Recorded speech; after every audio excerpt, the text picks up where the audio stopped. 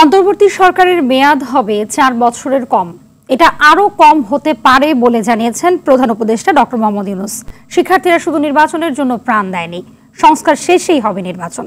গণমাধ্যম আল জাজিরাকে দেয়া সাক্ষাৎকারে এই মন্তব্য করেন অধ্যাপক ইউনূস।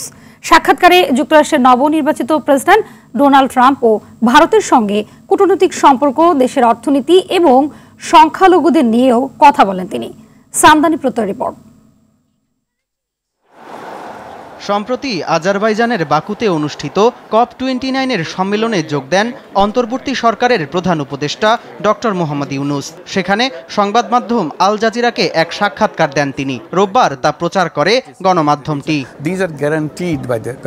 সাক্ষাৎকারে জলবায়ু পরিবর্তন ও দেশের বিভিন্ন ইস্যুতে কথা বলেন প্রধান উপদেষ্টা।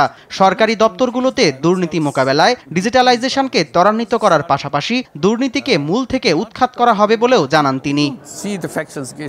ভারত বাংলাদেশ সম্পর্ক নিয়ে প্রধান উপদেষ্টা বলেন, দ্বিপাক্ষিক সহযোগিতার মাধ্যমে অভিন্ন নদীগুলো সহ বিভিন্ন বিষয়ে ভারতের সঙ্গে কাজ করতে আগ্রহী সরকার।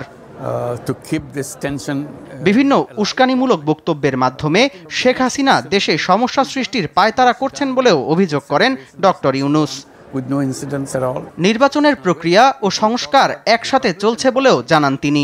এছাড়া তিনি বলেন, শিক্ষার্থীরা শুধু নির্বাচনের জন্য প্রাণ দেয়নি, এখন নির্বাচন নাকি সংস্কার এটি রাজনৈতিক দলগুলোকেই ঠিক করতে হবে। নতুন সংবিধানে সরকারের মেয়াদ 4 বছর হতে পারে বলেও জানান তিনি।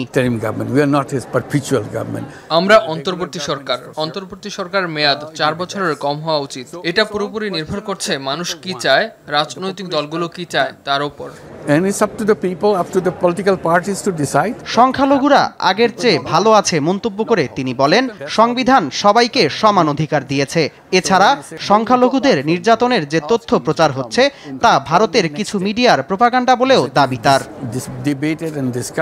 যুক্তরাষ্ট্রের রাজনৈতিক পট পরিবর্তন দেশে কোনো প্রভাব ফেলবে না বলেও মন্তব্য করেন তিনি। প্রেসিডেন্ট পরিবর্তনের সঙ্গে মার্কিন পররাষ্ট্রনীতির কোনো পরিবর্তন হয় না বলে মন্তব্য করেন প্রধান উপদেষ্টা।